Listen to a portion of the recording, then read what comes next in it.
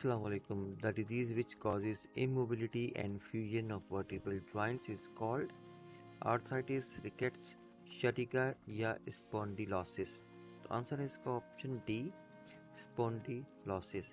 इसमें हमें ये नोट करना है कि ये जो डिजीज़ जिसकी हम बात कर रहे हैं वो इमोबिलिटी और फ्यूजन जो है जॉइंट्स के दरमियान में लाएगी, यानी जॉइंट को मूव करने से मना कर देगी, इमोबाइल कर देगी, वो फिर मूव नहीं कर पाएंगे, जॉइंट्स अपनी जगह पे फिक्स हो जाएंगे एक लिहाज से, और फ्यूज़ हो जाएंगे यानी आपस में जुड़ जाएंगे। इनके दरमियान जो गैप होता है वो जॉइंट के दरमियान जो गैप है वो ख़त्म हो जाएगा, वो जुड़ जाएंगी दोनों बोन्स। नतीजे में जो क्या है इमोबिलिटी आ जाएगी। और ये कहाँ के जॉइंट्स होंगे? ये वर्टिब्रल जॉइंट्स होंगे। वर्टिब्रल जॉइंट्स यानी वर्टिब्रेट जो ऑर्गेनिज्म होते हैं उनकी जो वर्टिब्रा होती है उसके अंदर जो डिफरेंसेस हैं, यानी जो स्पेसिस है वो स्पेस ख़त्म हो जाएगी और ये आपस में फ्यूज़ हो जाएंगे। रीढ़ की हड्डी की यानी ये स्पाइनल कॉर्ड की ये बीमारी है या डिजीज़ है या डिसऑर्डर है, spondylosis. Spondylosis, on the other hand, specifically refers to a group of conditions causing inflammation and progressive stiffening of the spine, potentially leading to fusion of the vertebral joints. This can result in significant immobility and pain. तो spondylosis में क्या है कि specific है ये, यानी ऐसी conditions हैं जो स्पेसिफिक है स्पाइन के साथ, यानी वर्टिब्रल जॉइंट्स के साथ ये स्पेसिफिक है। और इसके नतीजे में यानी इस डिसऑर्डर या बीमारी के बढ़ने के नतीजे में जो प्रोग्रेसिव बढ़ती है और स्टिफन करती रहती है, यानी सख्त करती रहती है स्पाइन को, और इन्फ्लेमेशन और पेन वगैरह जो है वहाँ उसको नज़र आता है, ये महसूस होता रहता है। तो ये पोटेंशियली लीड करती है fusion of the vertebral joints. जो जॉइंट्स होते हैं उनको वो फ्यूज़ कर देती है, करीब करीब हो जाते हैं, जिसके नतीजे में वो मोबाइल नहीं रहते, इमोबाइल हो जाते हैं और स्टिफ हो जाते हैं, और फ्यूजन की वजह से पेन भी होता है। अब हम आते हैं कि आर्थराइटिस जो पहला ऑप्शन था वो क्यों रेलेवेंट नहीं है। आर्थराइटिस बीमारी जो है इसमें इन्फ्लेमेशन तो होती है। इन्फ्लेमेशन क्या होती है?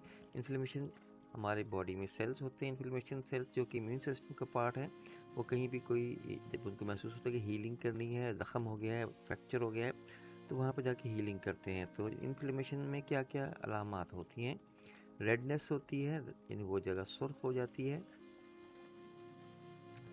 हीट महसूस होती है वहाँ पे, यानी गर्माइश महसूस होती है जहाँ पे इन्फ्लेमेशन होती है, स्वेलिंग होती है यानी सूजन हमें नज़र आ रही होती है, और फिर पेन भी हो रहा होता है। ये सारी अलामात एक साथ होती हैं तो हम कहेंगे ये इन्फ्लेमेशन है। और लॉस ऑफ फंक्शन, वो जगह अगर वो जोड़ में है तो वो जोड़ काम करना छोड़ जाता है। आर्थराइटिस में भी इन्फ्लेमेशन होती है और पेन होता है जॉइंट्स में, मगर इसमें ये बात है कि ये नेसेसरीली इमोबिलिटी और फ्यूजन की डिजीज़ नहीं है। ज़रूरी नहीं है कि जॉइंट जो है वो इमोबाइल हो जाएं, काम नहीं कर पाएँ, फिर यानी मूवमेंट ख़त्म हो जाए उनकी, या वो फ्यूज़ हो जाएं, दोनों हड्डियाँ आपस में मिल जाएं, ये ज़रूरी नहीं है। जबकि हमारे क्वेश्चन में था कि वो वर्टिब्रल जॉइंट जो हैं वो इमोबाइल हो जाएंगे और फ्यूजन का शिकार हो जाएंगे, लिहाजा ये आर्थराइटिस डिजीज़ जो है इरेलेवेंट है। The term encompasses various type of joint inflammation with some affecting the spine but not necessarily causing vertebral fusion। और आर्थराइटिस बहुत सी जॉइंट्स में हो सकता है, स्मॉल जॉइंट्स में भी, लार्ज जॉइंट्स में भी, और स्पाइन पर भी उसका हमला हो सकता है, मगर वो स्पेसिफिकली वर्टिब्रल फ्यूजन का शिकार नहीं करती, जैसे कि हमारे क्वेश्चन में रिक्वायरमेंट है। तो ये आर्थराइटिस इज़ इरेलेवेंट।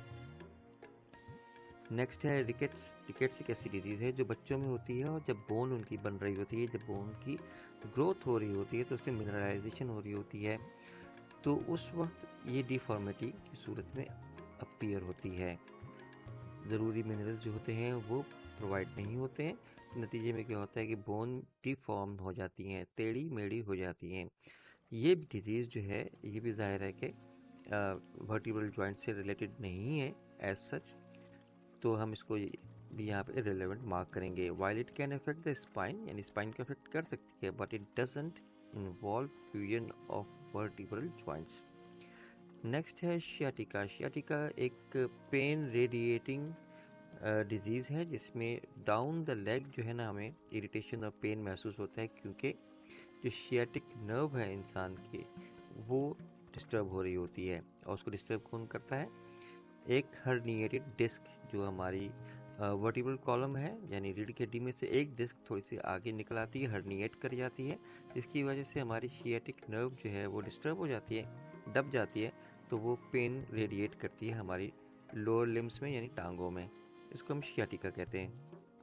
इस डिजीज़ में भी ज़रूरी नहीं है कि immobility of the vertebral joints हो या फ्यूजन हो, ज़्यादा ये भी इररिलेवेंट है। तो हमें चूज़ करना है ऑप्शन स्पॉन्डिलोसिस।